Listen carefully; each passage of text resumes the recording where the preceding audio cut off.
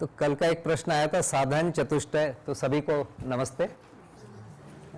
तो पूज्य बाबा जी के प्रति कृतज्ञता और वंदना। कार्यक्रम को हम प्रारंभ करते हैं। तो ऐसा माना गया वेदांत परंपरा में कि क्या किसी को भी ज्ञान हो जाएगा? तो उत्तर दिया कि नहीं, उसके लिए एक पात्रता चाहिए। पात्रता क्या है? तो पात्रता का नाम दिया वेदांत परंपरा में साधन चतुष्टय संपन्नता। 4 प्रकार के साधन आप में होने चाहिए। चतुष्टय माने 4।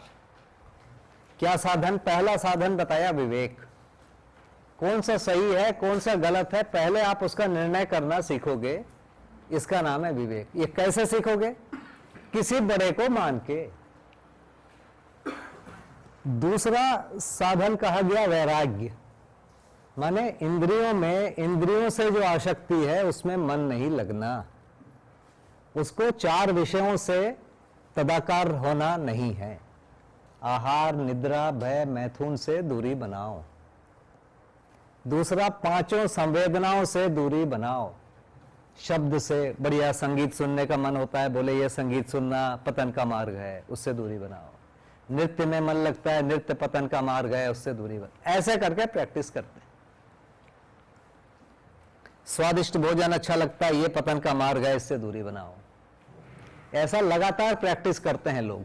जो चीज स्वादिष्ट है उसको भोजन से हटा देते हैं। उसका प्रैक्टिस किया लोगों ने। क्या करेंगे? मुझे मीठा अच्छा लगता है, आज से मैं मीठा नहीं खाऊंगा। किसी से उतना नहीं बनता है तो बोलते हैं केवल एकादशी के दिन मीठा नहीं खाऊंगा, बाकी दिन खाऊंगा। फिर थोड़ी ताकत हो जाती है, बोलते नहीं अब पूर्णिमा के दिन भी नहीं खाऊंगा, एकादशी के दिन में भी नहीं खाऊंगा। फिर बोलते हैं दिन में नहीं खाऊंगा और रात में खाऊंगा।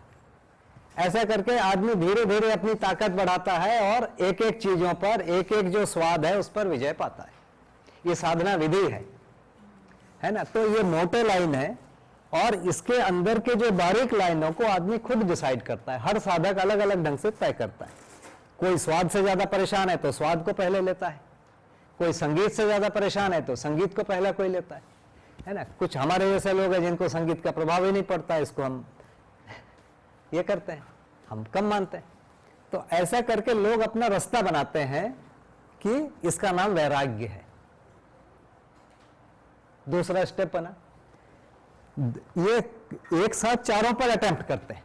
ऐसा नहीं कि पहले ये करूंगा फिर दूसरा करूंगा फिर तीसरा, एक साथ चारों में हाथ पैर डाल देते हैं। तीसरा आता है साधन चतुष्टय में। तीसरे साधन में 6 है, उसको शम दम आदि षट संपत्ति कहते हैं। माने 6 चीजें हैं। शम है, दम है, उपरति है, श्रद्धा है, समाधान है, तितिक्षा है। शम माने क्या? शमन कर देना, बुझा देना। जैसे आग को बुझाना, तो मन में ही जैसे इच्छा हुई जीवन के स्तर पर कि मिठाई खाना है, उसको मन के स्तर पर ही काबू कर लिया, इसका नाम है शमन। किसी का मन के स्तर पर यदि काबू नहीं हो रहा है तो शरीर के स्तर पर उसको दमन कर लो। इच्छा हो रही लेकिन ऐसे ऐसे मैं नहीं खाऊंगा, मैं नहीं खाऊंगा, वो हेल्प करते हैं लोग, है ना। हमको भी कहता है, आप सभी किए होंगे, है ना। नहीं, जो चीज नहीं मिलती है और इच्छा होती है तो ऐसे ऐसे होता है ना, वैसे ही। तो इसको साधना बोला गया, दमन करो। तीसरा बोला गया उपरति।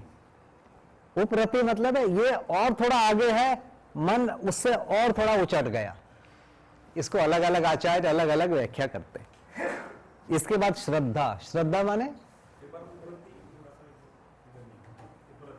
उपरति माने किसी चीज से मन हट जाए, उसके लिए और एक स्टेप आगे है ना। रत होना, विरत होना। विरत होने को बोल रहे हैं। मतलब अब एफर्ट थोड़ा कम करना पड़ रहा है उसको रेजिस्ट करने के, है ना। चौथा बोला श्रद्धा। क्यों? हमारे गुरुजी नहीं खाते, हम भी नहीं खाएंगे। हमारी माता नहीं खाती, हम भी नहीं खाएंगे। हमारे गुरुजी ऐसा करते हैं, वैसा हम करेंगे।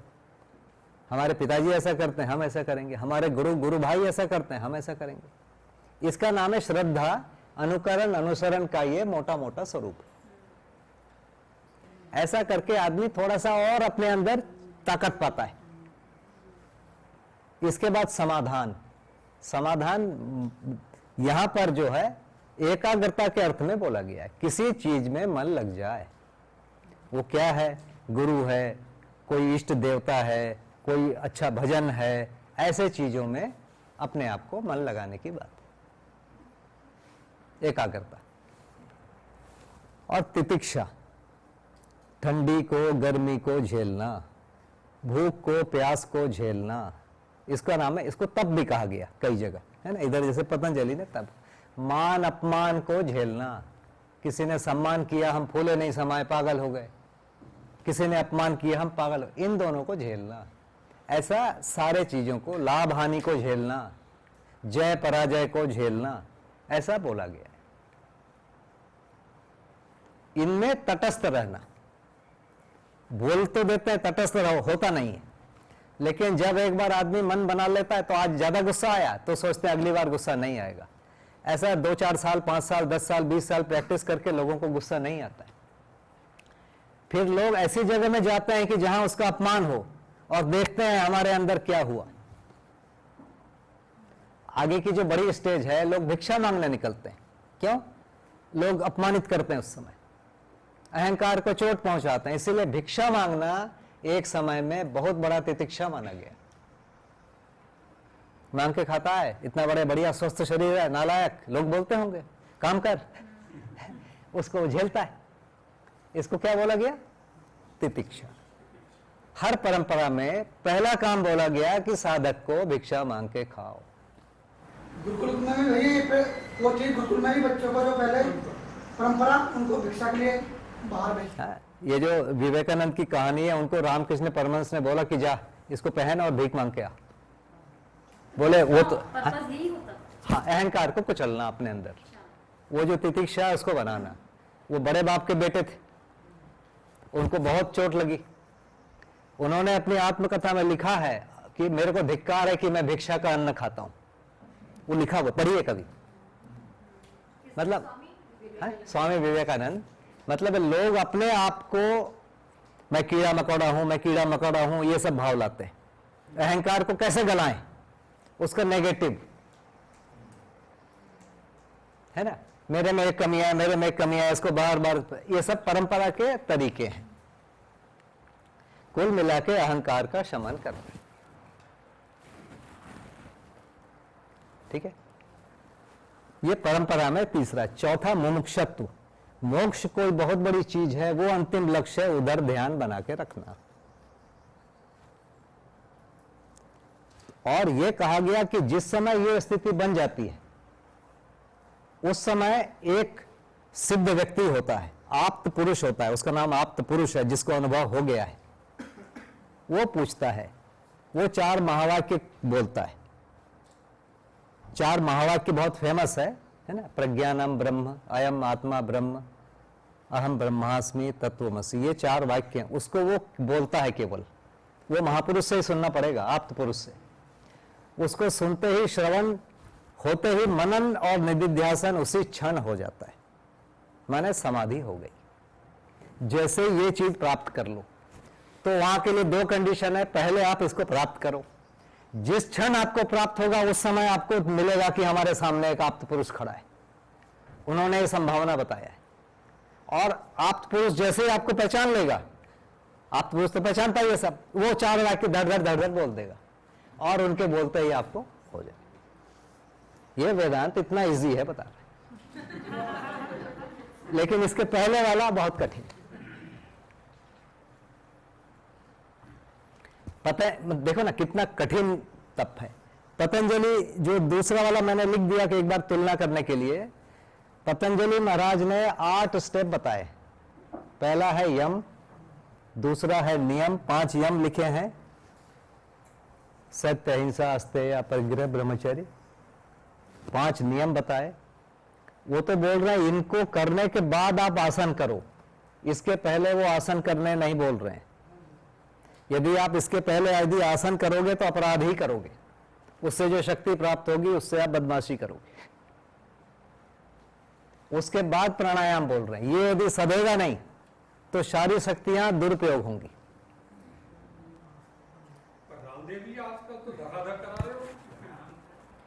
मैं नहीं जानता भैया, पतंजलि क्या बोले वो मैं जानता हूं, लिखा है, पढ़ा है मैंने, ठीक है।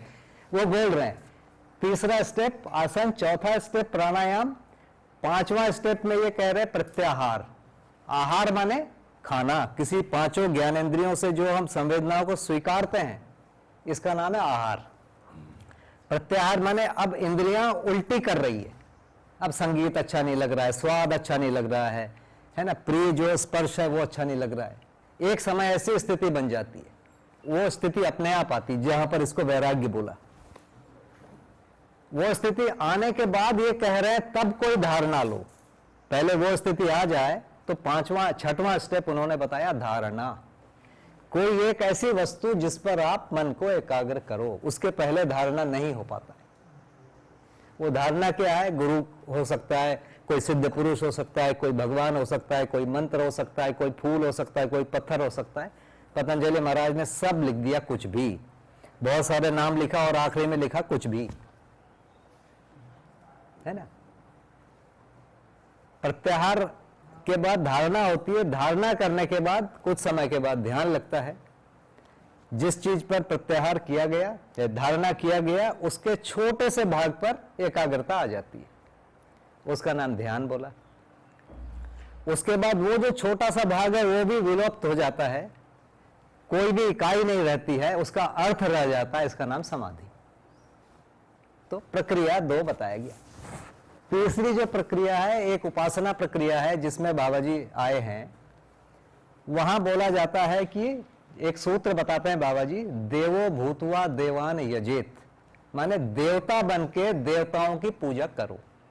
देवता कैसे बनोगे? देवता का आचरण करो, वैसा पवित्र रहो, वैसा खाओ, वैसा नहीं खाओ, ऐसा छुओ, वैसा नहीं छुओ। ऐसा एक जबरदस्त आचरण का सिस्टम है। वो उस परंपरा का गुरु या जो दीक्षा देता है वो बताते हैं, ये नहीं करना, वो नहीं करना, ये करना। आप एक स्टेप कर ले, फिर उससे आगे वाला बता देता है, वो कर लेते उससे आगे वाला बताता है।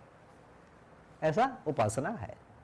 और इसके साथ पूरे शरीर को देवता मानते हैं, देवता का घर मानते हैं, और अलग अलग जगह अलग अलग देवता स्थापित हैं, उसका एक कल्पना करते रहते हैं और उसी का फिर पूजा करते रहते हैं कल्पना में। ये चलते रहता है और एक समय में फिर उसमें समाधि हो जाती है। तो सब में क्या कह रहे हैं? पहले कोई आचरण है। मतलब सार में क्या है? हमारी जितनी भी परंपरागत विधियां हैं वो कहते हैं कि पहले आचरण, उसके बाद विचार। मनु भी बोल के गए हैं, मनु धर्मशास्त्र में लिखा है कि आचरण सबसे पहले है, उसके बाद विचार। आचरण करो, उसके बाद विचार होगा और उसके बाद आपको अनुभव होगा। मध्यस्थ दर्शन थोड़ा सा अलग कह रहा है। वो कह रहा है कि आचरण क्यों करना है, उसको पढ़ लो, सोच लो, समझ लो। अस्तित्व ऐसा है, अस्तित्व में जीवन ऐसा है, जीवन जागृति चाहता है, जीवन निरंतर है, जीवन सुख चाहता है। इन दोनों को जब मिलाते हैं तो अखंड समाज और सार्वभौम व्यवस्था का एक मॉडल बनता है, जहां हर व्यक्ति को तृप्ति हो सकती है, हर व्यक्ति को समृद्धि हो सकती है। वो आचरण समझ में आता है। तो पहले समझ वाला भाग ये हुआ, समझ में कम से कम तार्किक निष्कर्ष आ जाएं, यहां तक होता है। ये होते ही फिर हमको आचरण में उतारना होता है, नहीं तो आगे फिर पात्रता नहीं बनती है। तो पहला जो है, अध्ययन से मानवतापूर्ण आचरण क्यों करना है, मानवतापूर्ण का आचरण क्या है, वो स्पष्ट होता है। उसके बाद फिर मानवतापूर्ण आचरण करते हैं, संबंधों का निर्वाह होता है। उसके बाद फिर अध्ययन माने प्रतीति होती है। ये दो भाग। आचरण तो विचारों में तो व्यक्त होगा, व्यक्त कैसे करें? आचरण जो है विचार है ना, विचार से, भाषा से, है ना, देखने के ढंग से, है ना, खड़े होने के ढंग से, हर चीज से आचरण ही तो, विचार ही तो व्यक्त होगा। विचार अंततः शरीर के, मेरे देखने के ढंग से आप बोल देखो, किसी के भी देखने के ढंग से हम बोलते, देखो कितना गंदे ढंग से देख रहा है, बोलते हैं ना। तो लोगों को कुछ तो दिखता होगा तब तो बोल रहे हैं। तो मध्याह्न दर्शन में क्या अंतर है? थोड़ा सा कि पहले अस्तित्व ऐसा है, उसके बारे में हम निश्चित हो जाते हैं। जीवन ऐसा है, इसके बारे में निश्चित हो जाते हैं कि हर जीवन समान है, हर जीवन में जागृति की संभावना समान है। ऐसे कुछ चीजें, उसको अपने आप में जीवन को पहचानना पड़ता है, अस्तित्व को बाहर में पहचानना पड़ता है। इन दोनों को मिला के एक आचरण है जिसको हमको अनुमान रूप से पहचानना होता है, और फिर यदि हमारे साथ आसपास कुछ लोग जी रहे हैं उसमें से पहचानना होता है। फिर उस आचरण को अपने में लाने की जरूरत होती है। ये पूरी कार्यक्रम है। एक समय तक बोलना, सुनना, सोचना है, उसकी सीमा वहीं तक है कि हमको आचरण स्पष्ट हो जाए। उसके बाद फिर आचरण को जीने की जरूरत है। आचरण को जी लेते हैं तो फिर हम शिक्षा देने योग्य होते हैं। उसके पहले शिक्षा नहीं है, उसके पहले केवल बोलना है, सूचना है। तो सूचना एक भाग है, जरूरी है, आवश्यक है ना। सूचना के लिए पुस्तकें बनी हुई है। ये तो एक तो पहला प्रश्न ये था, उसको हो गया। दूसरा एक और प्रश्न आया है, ये पूरा हो गया तो आगे बढ़ूं, मेरे को थोड़ा हड़बड़ी है अब। इसमें ये दोनों ध्रुव बिंदु इसमें लिखा है, ये तो एक बोलना जीवन और अस्तित्व। जी हाँ, ये पिछले पेज में है, वो है ना, अस्तित्व, दर्शन, जीवन, ज्ञान, मान। ये बार बार आ रहा है भैया, यही सेट में देखिए बार बार आएगा। 39 पेज। हाँ, 39 में भी आएगा। और ये देखिए पेज नंबर 6 है, अस्तित्व, दर्शन, जीवन, ज्ञान, मानवता, पूर्ण आचरण, बीच में बोल्ड में है ना, वो भी आया है।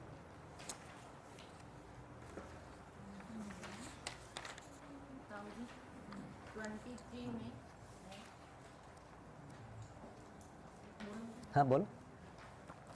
कुछ लाइन है पहले बेटा ये वाला जो चल रहा है, ये कल 3 प्रश्न भेजे गए थे, वो वाला को कर लेते हैं, फिर उसमें आ जाते हैं, है ना। ये सेकंड ग्रुप के प्रश्न भी हाँ, उसको आपने भेजा नहीं, बिल्कुल भेज दीजिए। हाँ हमने आपकी ठीक है ना, कागज में लिख के दे दीजिए या बता दीजिए। कल ये चर्चा हुई थी कि ग्रुप में पहले प्रश्न भेज देंगे तो उसको कम समय में या एक साथ कई चीजें ओवरलैप बार बार ना आए तो ऐसा करके कर लेंगे, है ना। तो उसको भी लेंगे, पहले जो आ गए उसको कर लेते हैं। ये साधन चतुष्टय क्या होता है किसी ने पूछा था, तो वो उसका उत्तर होगा। अच्छा भैया, इसी पेज पर ही सेकंड पैराग्राफ की एक लाइन है, इसमें दिया हुआ है कि पहली सेकंड पैराग्राफ में पहली विधि से अध्यात्म अति गहन आदर्श में मौन है, निर्विशेष और आचरण के रूप में विरक्ति करना। ये क्या चीज? साधन चतुष्टय तो ये बता दिया आपने। हाँ, अध्यात्म साधन चतुष्टय के बाद 4 महावाक्य को सुनते हैं। सुनने से मनन और निधिध्यासन होता है। वो जो निधिध्यासन है वही है निर्विशेष, या क्या नाम है उसका, निर्विकल्प, है ना। ऐसे अलग अलग, हाँ, ऐसा इन्होंने नाम दिया।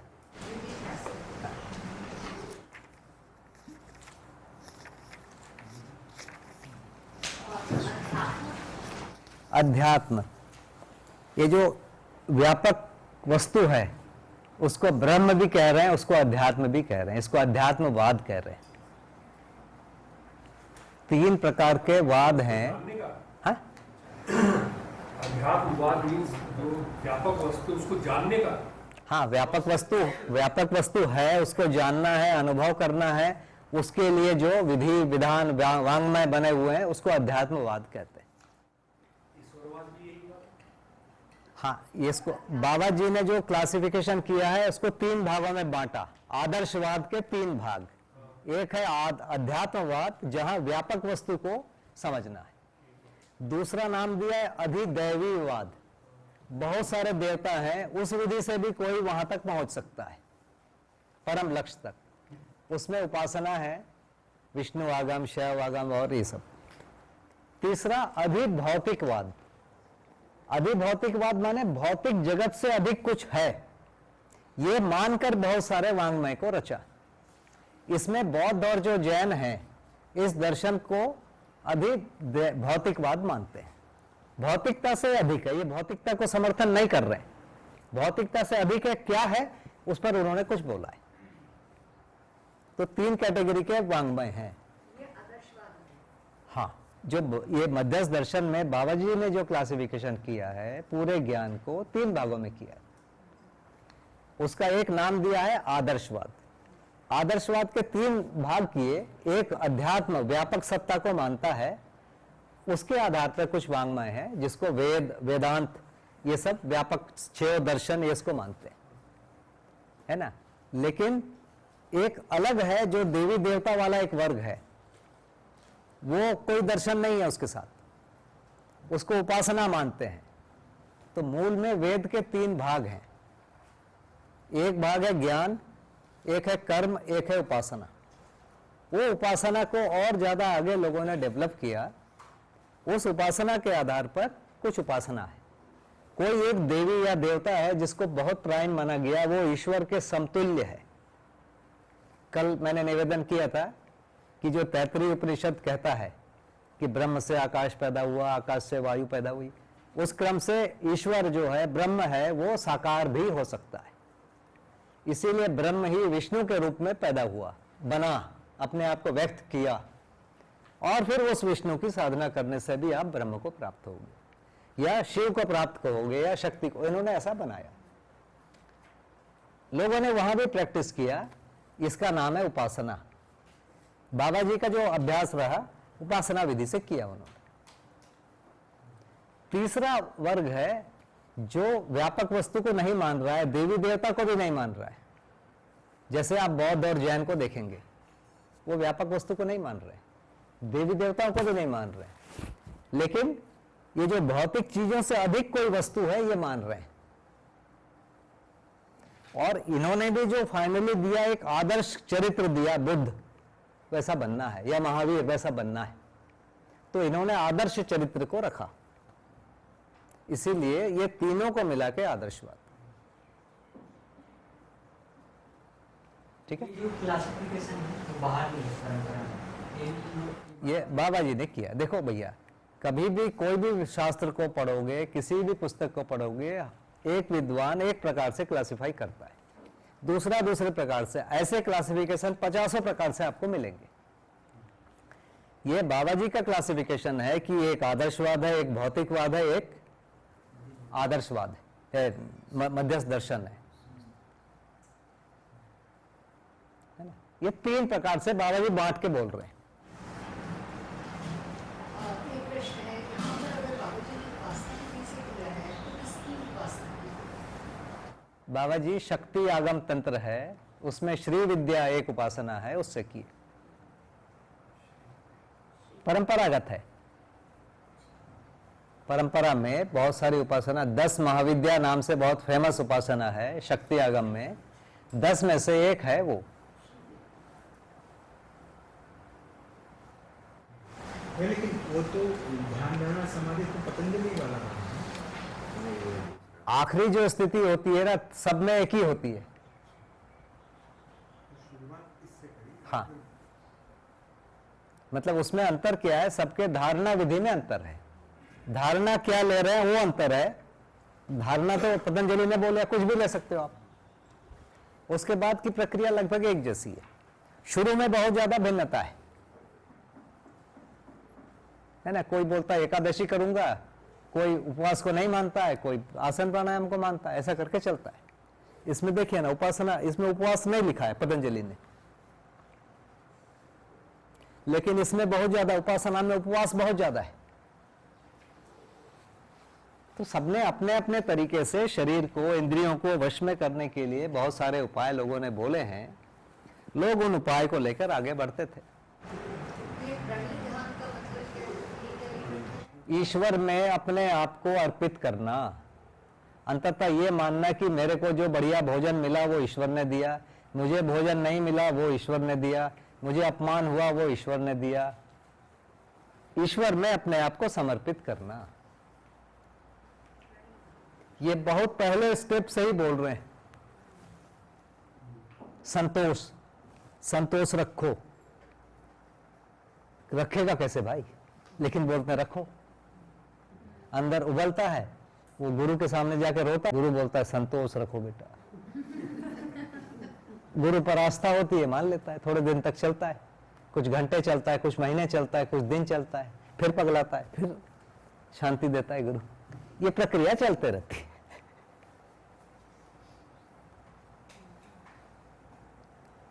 उस परंपरा के साधकों से आप गुरुओं से मिलेंगे तो संवाद वैसे ही है। वो रोता है गुरु, हा, चल बेटा तेरा पाप दूर हो गया।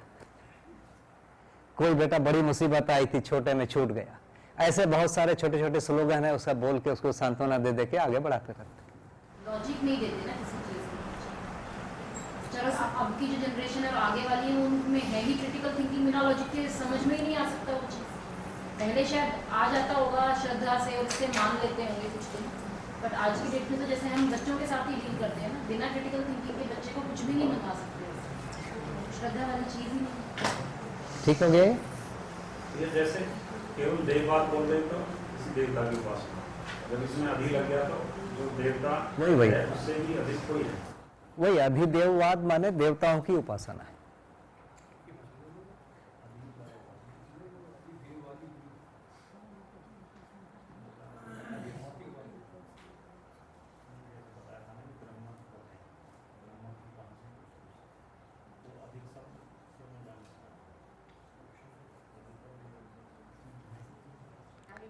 एक आया था निपुणता कुशलता।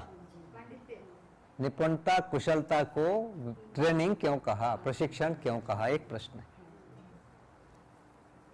दो प्रकार से चीज है। एक तो भौतिक वस्तुओं को नियंत्रित करने का एक प्रक्रिया है, उसको कुशलता बोला गया। जैसे मैं मोबाइल बना लेता हूं, मैं पुस्तक बना लेता हूं, मैं घर बना लेता हूं, मैं पंखा बना लेता हूं, इसका नाम है कुशलता, कर्माभ्यास से जो आता है। तो कुशलता मुख्य रूप से भौतिक वस्तुओं को नियंत्रित करने के लिए है।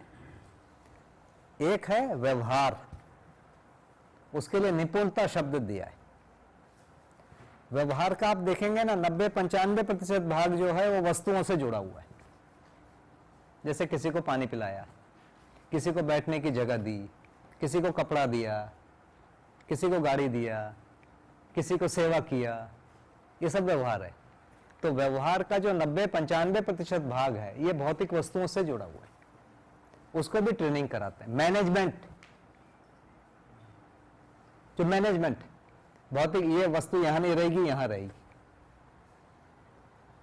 तो ये दोनों को जो सिखाने की विधि है इसको प्रशिक्षण कहा। यह शिक्षा नहीं है। शिक्षा माने बोध की जगह में ले जाना, आचरण की जगह में ले जाना, दृष्टि की जगह में ले जाना, दृष्टि में परिवर्तन होना, सार्वभौमिक सार्वकालिक दृष्टि को ले आना, वो शिक्षा है। इनको प्रशिक्षण बोला मध्यस्थ दर्शन में। ठीक है।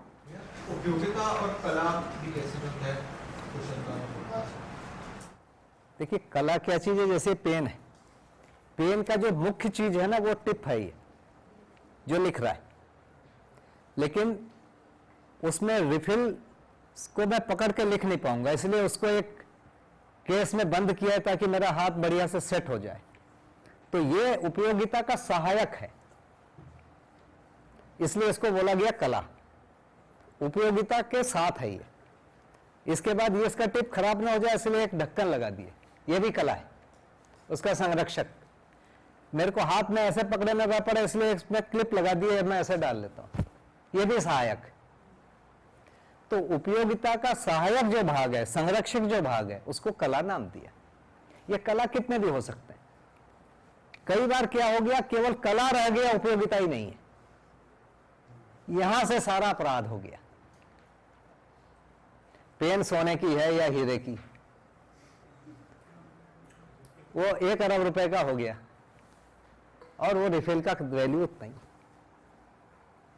तो हम अभी जो मनुष्य जाति भ्रमित हुई, कहां हुई? उपयोगिता से कला को ज्यादा बड़ा मान लिया या उपयोगिता विहीन कला में चला गया।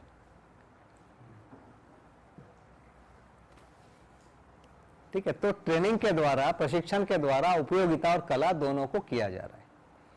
अभी प्रचलित भाषा में इसको कला नहीं बोलते, लेकिन मध्यस्थ दर्शन जो कला बोलता है, एक क्लिप को कला बोल रहा है, इसके ऊपर के ढक्कन को कला बोल रहा है, इसके ऊपर का जो केस है उसको भी कला बोल रहा है, क्योंकि ये सहायक है। अभी कला किसको बोल रहे हैं? नीला रंग पोत दिया, पीला रंग पोत दिया, उसमें डॉट डॉट लगा, इसको कला बोल रहे हैं। हमने रंग क्यों पोता है? भाई लाइट अच्छे से ट्रांसफर होगी इसलिए किया। आप ये काला कर देंगे तो कम रोशनी में काम नहीं चलेगा। जो दीवारें हैं वो लंबे चले उसके लिए करते हैं। तो दीवार की मजबूती के लिए कलर है ना, लोगों की सुविधा के लिए कलर है, प्रकाश के परावर्तन के लिए। तो ये कला उपयोगिता के साथ जुड़ के तो उसका प्रशिक्षण होता है। निपुणता कुशलता से भी क्या कला और उपयोगिता जुड़ता है? मतलब एक चीज कला को इंक्रीज करना है, दोनों मिला के, दोनों मिलाकर ही बेसिकली उपयोगिता इंक्रीज करना है। हाँ। तो समीर भाई, मैं मतलब आप क्या कहने कुशलता जो है उत्पादन और उपयोगिता को बढ़ाने वाला भाग है। व्यवहार के साथ जब कोई चीज जुड़ती है उसको निपुणता बोल रहे हैं। ये दोनों ट्रेनिंग के द्वारा, प्रशिक्षण के द्वारा लाया जा सकता है या लाया जाता है, इतना बोला गया।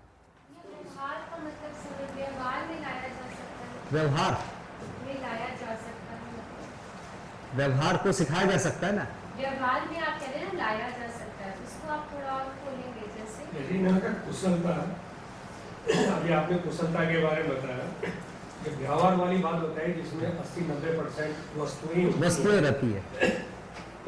उन वस्तुओं का मैनेजमेंट, हाँ ये निर्गुणता हो गई। हाँ, वस्तुओं को ठीक से रखना, इन दोनों को हम ट्रेनिंग के माध्यम से और उसको स्किल कर सकते हैं, लेकिन ये शिक्षा का पार्ट नहीं है। हाँ, शिक्षा का पूरा पार्ट नहीं है। शिक्षा मीन्स जो हमें कुछ आचरण की तरफ ले जाए। हाँ, पर इसके बिना भी शिक्षा नहीं है। देखिए, बहुत ज्यादा भ्रम हो जा रहा है कि शिक्षा इसके बिना है, मतलब एक आदमी केवल बोलेगा वो शिक्षा है, नहीं, उसके आचरण में प्रमाण आएगा वो शिक्षा है। तो बोलने के बाद उत्पादन भी रहेगा, विनिमय भी रहेगा, सेवा भी रहेगा, तब शिक्षा है। केवल बोल रहा है तो वो शिक्षा नहीं है। इसको मैं इसी पॉइंट को ऐसा भी कहीं सुना था कि योगिता मूल्य स्थापित कर रहे हैं, उसमें वो निपुण हो गए। फिर उसमें कला मूल्य की भी स्थापित कर दिया किसी ने, तो उसमें कुशलता भी बढ़ गई है। तो क्या उस संदर्भ में भी कुशलता देखिए, कला मूल्य अपने आप में, इसका जो कला है ये उपयोगिता के साथ वाला है। इसके अलावा कोई कला आप बताइए इसमें, और कोई कला आप बताएंगे तब उसमें सोचेंगे। जैसे कलर है, कलर को हम कला बोल रहे हैं ना। कलर तो इसलिए है कि कम रोशनी में यदि काम चलाना है तो वाइट चाहिए, थोड़ा सा ज्यादा रोशनी में काम चलाएंगे तो थोड़ा सा डार्क जा सकते हैं, ब्लैक करेंगे तो बहुत ज्यादा रोशनी लगेगी। भाई कलर का इतना ही मतलब है। बाकी मुझे लाल पसंद है, इनको नीला पसंद है, उनको काला पसंद है, ये उसका भाग नहीं है। कला नहीं है। हाँ, ये कला नहीं है। अभी इसी को कला मान रहे हैं। लेकिन अभी मान रहे हैं। हाँ, अभी जिसको कला मान रहे हैं इसी को मान रहे हैं। नीला, पीला, हरा, पूरा है।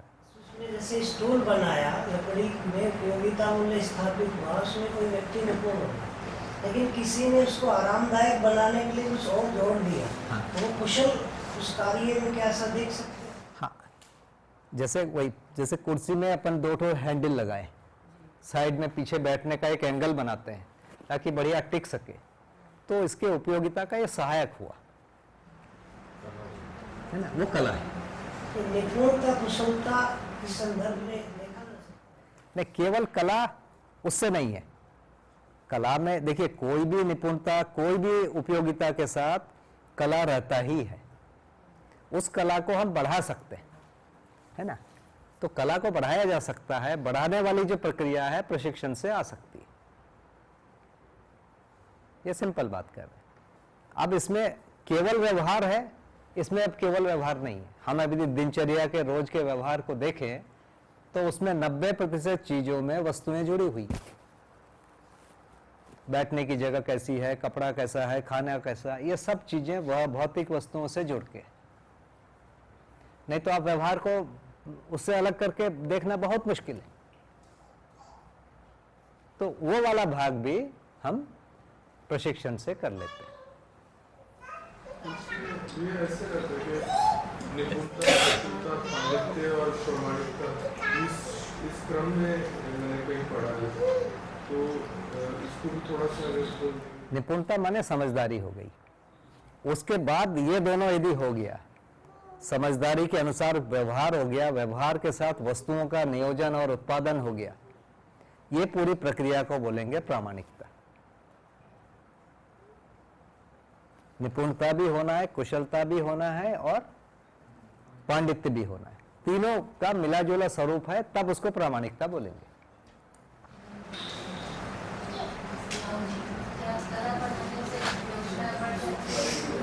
कई बार बढ़ती है, कई बार नहीं बढ़ती है। जैसे इसको लाल पोत दिए तो उपयोगिता तो घटेगी ना। यदि आप लाल पोत के देखेंगे ज्यादा आपको प्रकाश चाहिए, काला पोतेंगे और ज्यादा प्रकाश चाहिए, व्हाइट पोतेंगे सबसे कम प्रकाश चाहिए। तो हम यदि बिजली बचाना चाह रहे हैं, कम बिजली में काम चलाना चाह रहे हैं, तो ठीक व्हाइट चाहिए। भैया सही मायने में कला में अगर उपयोगिता नहीं है तो सही मायने में वो कला नहीं है। कला नहीं। अभी जो भ्रम हुआ है, उपयोगिता और कला को अलग किया गया और इसको पढ़ाने की कोशिश किया। इसके लिए पूरी टेक्नोलॉजी बनाई और लोगों के जेब से ज्यादा पैसा ले उसके लिए पूरा, जैसे मैनेजमेंट का जो बहुत बड़ा भाग है क्या है, या जो मार्केटिंग है वो क्या है, जो आपको नहीं चाहिए वो आपको एहसास दिला देना मार्केटिंग है। जो आपकी जरूरत नहीं है उसके बिना आप मर जाओगे, यहां तक एहसास करा देना मार्केटिंग।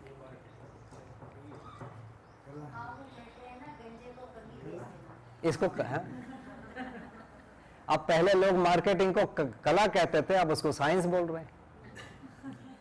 कला तो इंद्रियों के साथ कनेक्शन बहुत ज्यादा, इंद्रियों के साथ कला का हो गया ना कि आपको जितना अच्छा लगेगा, जितना देखने में और जितना हो। ये बहुत सब्जेक्टिव है। मेरे को लाल अच्छा लगता है, इनको नीला अच्छा लगता है, इनको पीला लगता है, इनको हरा लगता है, इनको, तो वहां कोई सिस्टम नहीं बनेगा।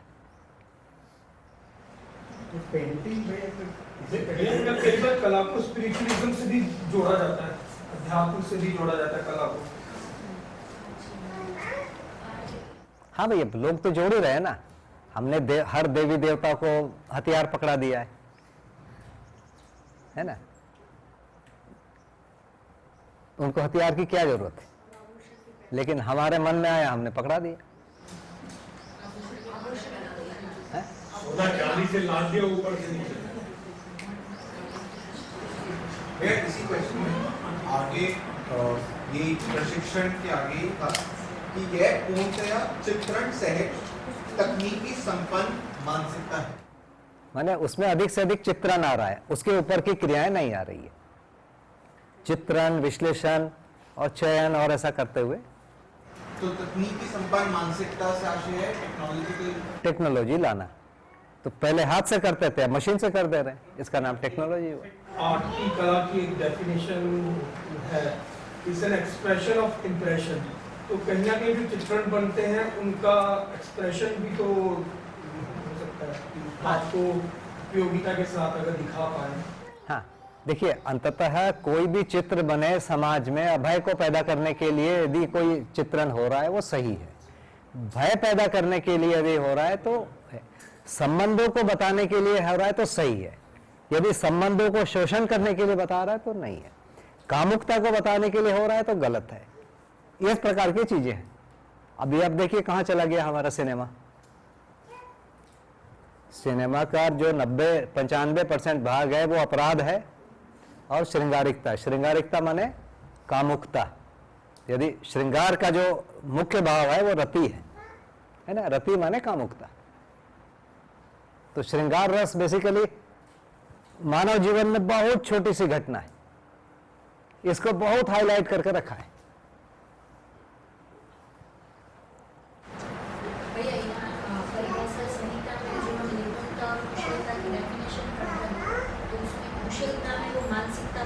दो इसमें अलग आ गया है। हाँ, इसमें अलग आ गया है। कुशलता व्यवहार के लिए है, निपुणता उत्पादन के लिए। इसमें थोड़ा करेक्शन नहीं भैया, आप जब बताते हैं तो आप उल्टा बोलते हैं। आप बोलते हैं तो आप कुशलता स्किल बोलते हैं और निपुणता व्यवहार। हाँ वैसे ही है, वैसे ही। यहाँ पर उल्टा है। कुशलता कौशल स्किल।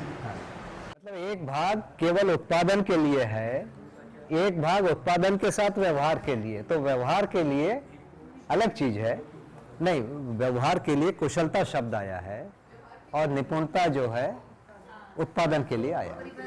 हाँ, हाँ। इसमें दोनों परिभाषा एक ही है, निपुणता और कुशलता का जो मिनी है परिभाषा दोनों एक ही है इसमें। भैया कुशलता में मानसिकता पर्टिकुलर वहाँ पे बताया गया है, तो आपने जो वो बताया वो निपुणता में बताया, एक्चुअली परिभाषा में कुशलता के लिए वो लिखा। हाँ, चलिए गलती हो गई। कुशलता माने व्यवहार जुड़ा है, निपुणता माने केवल उत्पादन जुड़ा हुआ है। मेरे से यदि निकला है तो गलती हुई है, वो सही ऐसे ही है ना। निपुणता माने केवल उत्पादन भौतिक वस्तु के साथ, कुशलता माने व्यवहार उसमें शामिल है।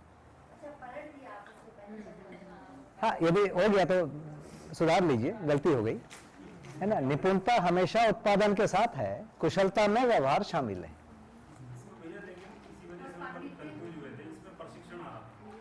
दोनों में प्रशिक्षण है, निपुणता में तो प्रशिक्षण है ही है, कुशलता का भी बहुत बड़ा भाग प्रशिक्षण है।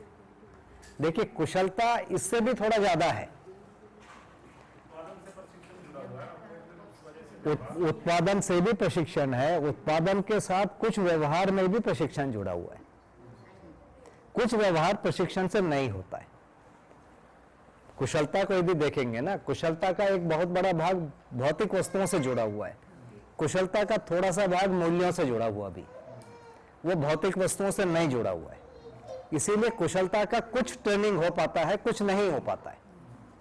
निपुणता का पूरा पूरा ट्रेनिंग हो पाता है ना। ये है पूरी बात इतनी है, लेकिन अभी जितनी बात आई थी उसमें इतना ही आ रहा है कि निपुणता और कुशलता दोनों को ट्रेनिंग या प्रशिक्षण से किया जा सकता है। पूरा पूरा जो कुशलता है, पूरा पूरा जो व्यवहार है, वो ट्रेनिंग से नहीं हो सकता। उसके लिए फिर पांडित्य चाहिए। एक सीमा तक हम ट्रेनिंग दे सकते हैं कि ऐसे उठो, ऐसे बैठो, ऐसे बोलो, ऐसे नहीं बोलो, ऐसे कपड़ा पहनो, ऐसे, ये दिया जाता है ना। अभी मैनेजमेंट में भी बताया जाता है, एक जगह एक यूनिफॉर्म पहनाया जाता है, वैसे ही टोपी पहना है, वैसे ये पहना है, बताया जाता है ना। ऐसे ही बोलना है, सब एक ही जैसा बोलते हैं। अभी आप होटल में जाइए है ना, या ट्रेन में जाइए या प्लेन में जाइए, वो है। एक उदाहरण के लिए चाय बनाना निपुणता हो गई, उसको सर्व करना कुशलता। चाय के लिए पंडित की जरूरत है ही नहीं।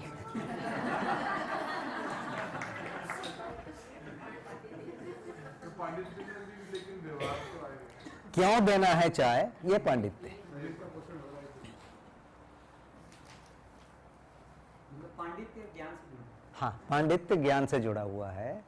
कुशलता जो है वो कुछ ज्ञान से जुड़ा हुआ है, कुछ भौतिकता से जुड़ा हुआ है, बीच का है ये, दोनों को जोड़ता है। और निपुणता जो है पूरा पूरा भौतिक वस्तु से जुड़ा हुआ है।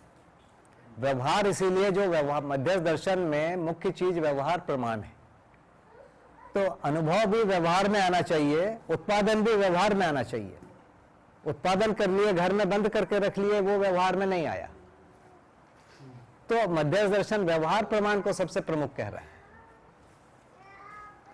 अनुभव भी व्यवहार में आएगा, उत्पादन भी व्यवहार में आना है। एक प्रश्न और भी था, अभिव्यक्ति संप्रेषणा प्रकाशन।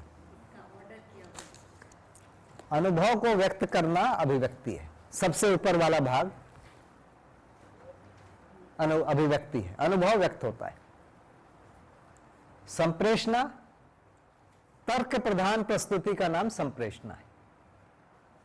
अनुभव को तर्क संगत तरीके से व्यवहार प्रमाण के द्वारा बताना संप्रेषणा है। अनुभव तर्क विधि से व्यवहार प्रमाण तक जोड़ना।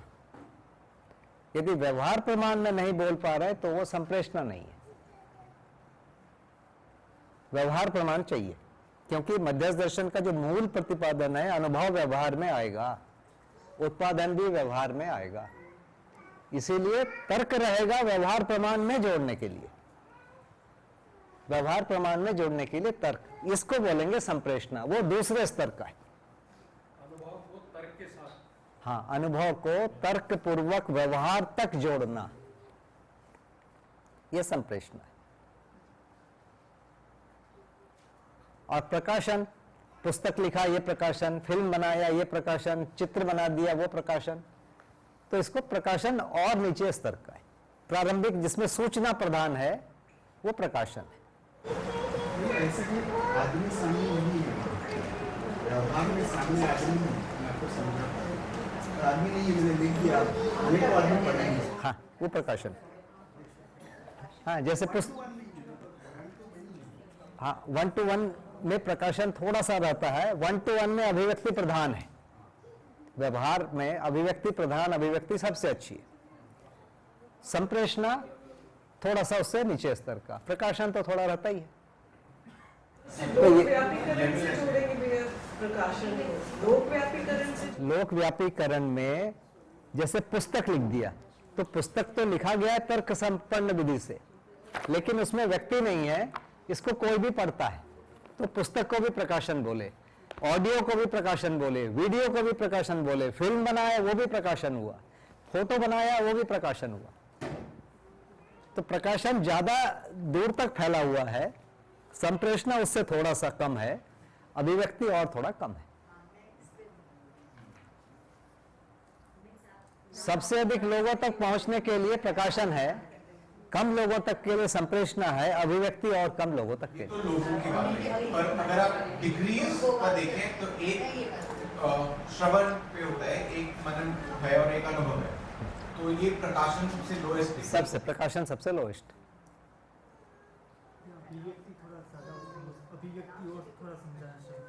अनुभव व्यक्त कर रहा है, तो जिसको अनुभव है वही तो अनुभव को व्यक्त करेगा, तो जिसको अनुभव नहीं है वो अनुभव को तो व्यक्त नहीं करेगा, वो क्या करेगा फिर?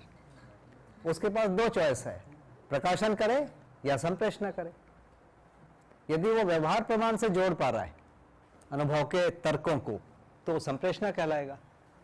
यदि वहां भी नहीं जोड़ पा रहा है व्यवहार प्रमाण को, तो वो प्रकाशन कहलाएगा। पुस्तक लिख दिए, प्रकाशन है वो। पुस्तक को ज्यादा लोग सुनते हैं, पुस्तक लिखने वाले का यश ज्यादा है, अनुभव वाले से पुस्तक वाले का यश ज्यादा है ना। सिनेमा वाले का यश और ज्यादा है, क्योंकि वो उस स्तर पर जा रहा है, ज्यादा स्तर पर जाएगा।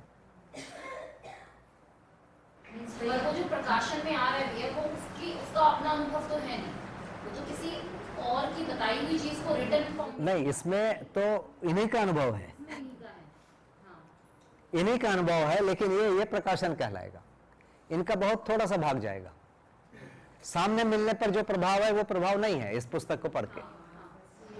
जैसे कि अभी जो सूचना हमारे पास आ रही है, तो उसको हम वेरीफाई करके या तर्कपूर्ण विधि से सिर्फ बच्चों तक पहुंचा, तो ये सिर्फ प्रकाशन का जो संप्रेषणा है नहीं आ सकता। कुछ संप्रेषणा प्रधान है, जब हम सामने खड़े होकर कर रहे हैं और तर्कपूर्ण विधि से व्यवहार प्रमाण से जोड़ रहे हैं अनुभव को। जैसे जीवन है, हम बार बार तर्क दे रहे हैं, पूरा भौतिकवाद चिल्ला रहा है कि जीवन नहीं है, जीवन नहीं है, कुछ नहीं है, फलाना दिखाना, ईश्वर नहीं, हम बोल रहे हैं है ना। तो हम तो संप्रेषणा कर ही रहे हैं ना, अनुभव को ही, भले ही हमारा नहीं अभी अनुभव है, लेकिन हम उनको तर्कपूर्ण विधि से व्यवहार से जोड़ रहे हैं, तो यह संप्रेषणा प्रदान कर रहे हैं। किसी और की कही हुई बात को हम लॉजिक से समझाते हुए, किसी और की भी हो सकती है, अपनी भी हो सकती है। मतलब बाबा जी ने तीनों चीज किया, अभिव्यक्ति भी किया, संप्रेषणा भी किया, प्रकाशन भी किया। हम लोग केवल प्रकाशन कर रहे हैं, कुछ लोग प्रकाशन और संप्रेषणा भी कर रहे हैं, कुछ प्रकाशन संप्रेषणा के साथ अनुभव भी कर रहे होंगे।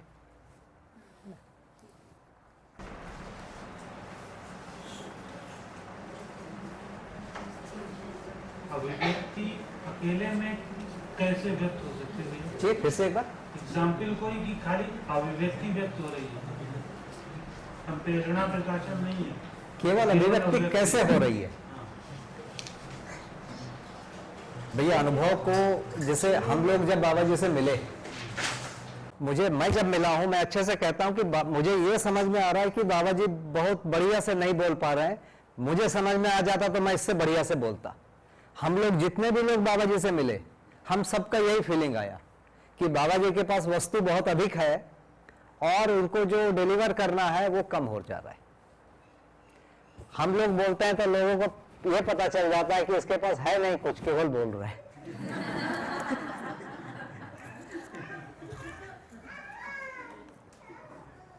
थोड़े समय के बाद पता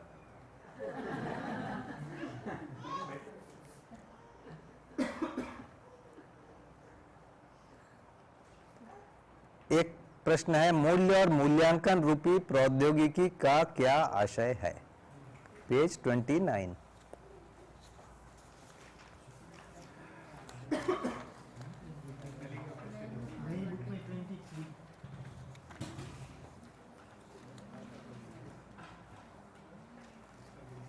ऊपर भी है, थर्ड लाइन ऊपर।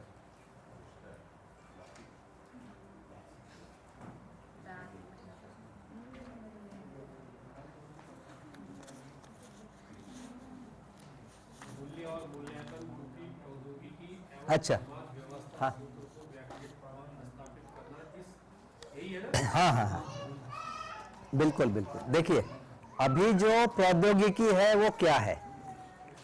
प्रौद्योगिकी माने इंडस्ट्रियलाइजेशन, है ना? अभी जो इंडस्ट्रियलाइजेशन है वो क्या है? उसमें अधिक उत्पादन करना है, कम लोग लगें, अधिक लाभ हो, ये मानसिकता है। और उसमें जो मूल्यांकन का सिस्टम है, जो आदमी जानता नहीं है, मतलब है जो किया नहीं है वो दूसरे को कराता है, जो सीखा नहीं है वो दूसरे को सिखाता है। ये अभी प्रधान विधि है। इसमें समझा हुआ को समझाएगा, वो शिक्षा है, सीखे हुए को सिखाएगा, किए हुए को कराएगा, ये प्रौद्योगिकी। इसको स्थापित करना है। अभी आप देखिए, जो भी प्रोफेसर हैं उनको ज्यादातर चीजें पता नहीं। जो पढ़ा रहे हैं एग्रीकल्चर, उनको एग्रीकल्चर के पौधे ये नहीं पहचानते। जो खेत में काम करता है किसान, वो पहचानता है अधिक। अभी भी हम देख लेते हैं, तो ये क्या है? वो पढ़ाने की जगह में है क्या? वो मानता है कि वो विद्वान है, नहीं है वो विद्वान। इस विधि से पूरी प्रौद्योगिकी चल रही है। इसके मूल में क्या है? भय और प्रलोभन द्वारा वो कंट्रोल किया हुआ है। कंट्रोल कैसे करता है? उसके बाद जो टूल है दो है, भय और प्रलोभन। कोई ज्यादा काम करता है तो उसको ज्यादा पैसा देता है और लालच देता है, या दूसरे को दबाने के लिए ज्यादा पैसा देता है, तुम दबाओ उसको। तो भय और प्रलोभन विधि से ये प्रौद्योगिकी चल रही है। इसमें जो ज्यादा पैसा पा रहा है वो भी खुश नहीं है, जो कम पा रहा है वो भी खुश नहीं है। इसके जगह में मूल्य और मूल्यांकन, मूल्य उसका मूल्यांकन होगा, समझे हुए को समझाना, किए हुए को कराना, सीखे हुए को सिखाना, यह सिस्टम को स्टैब्लिश करना है। मतलब मूल्यांकन उस व्यक्ति का होगा जो कि मतलब कि इंडस्ट्रियलाइजेशन अब इन व्यक्तियों के स्किल के मूल्यांकन पे बेस्ड होगी, ये है। हाँ।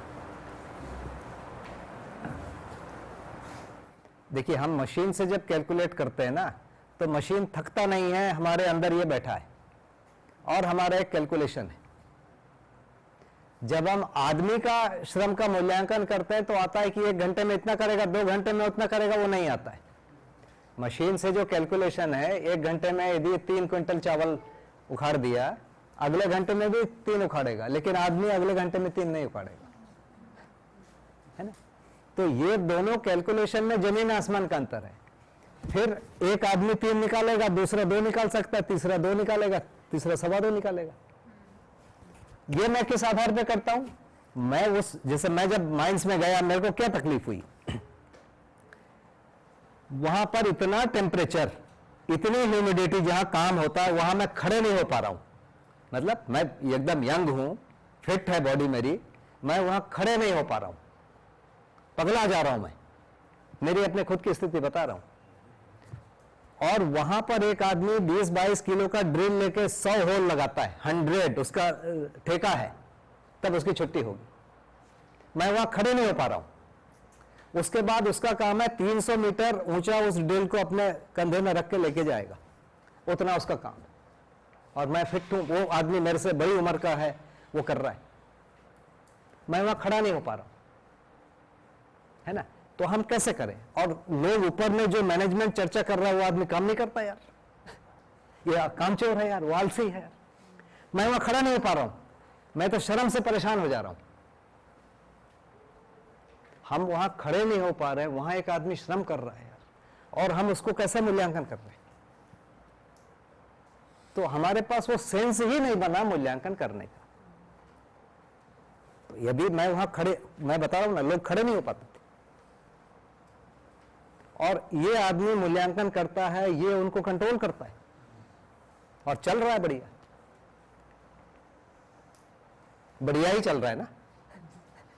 लाभ दिनों दिन बढ़ रहा है, एफिशिएंसी दिनों दिन बढ़ रही है, लेकिन आदमी दिनों दिन मर रहा है, वहां चला जा रहा है। तो इसमें इतना उत्पादन करके भी लोग खुश नहीं है ना, ये प्रॉब्लम।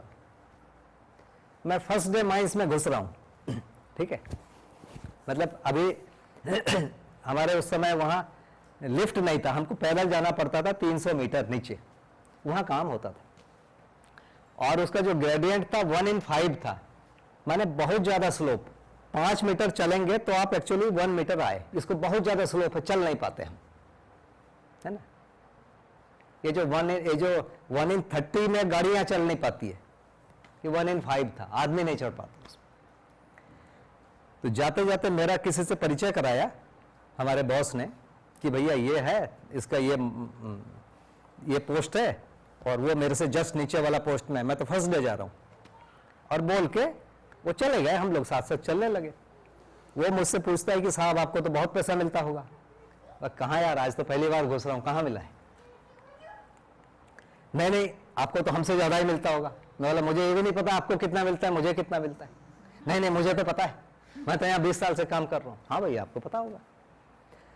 फिर बोलता है कि साहब आपको तो कोई काम नहीं करना पड़ेगा, तो भी आपको हमसे ज्यादा मिलेगा। पहले दिन मेरे को ये बोल दिया कि तुम मेरे मेहनत पर जियोगे। यहां से मेरा स्टार्ट हो रहा है कैरियर। अब देखिए, मैं भी तो पढ़ के निकला हूं, उसी समय वैसे ही दिमाग है, तो मैं पूछता हूं यार, जब इतना अन्याय हो रहा है तुम क्यों सह रहे हो? छोड़ क्यों नहीं देते हो? क्या करें बीवी बच्चे वाले? ये उत्तर है। अन्याय को बदलने की कोशिश करो यार, आप तो जवान आदमी दिखते हो, बहादुर दिखते हो। ये डायलॉग हुआ पहले दिन। अब बताइए ना, वहां मैं कितने दिन शांति से काम करूंगा? मुझे आना था, आ ही गया। तो ये है भैया वातावरण। फर्स्ट डे वो जो वर्कर है वो मैनेजर को ये मानता है कि ये शोषण कर रहा है, और मैनेजर ये मान के बात करता है कि हम इनको नौकरी दिए हैं, ये हमारे बद पे जिंदा है। ये मैं उसको रोज रोज को देख के आया, मेरा मन एकदम खराब हो गया, मैं चला आया। मूल्यांकन ही नहीं है भैया, आदमी के श्रम का, आदमी के शरीर का, किसी चीज का कोई मूल्यांकन नहीं, मशीन जैसा दिखता है।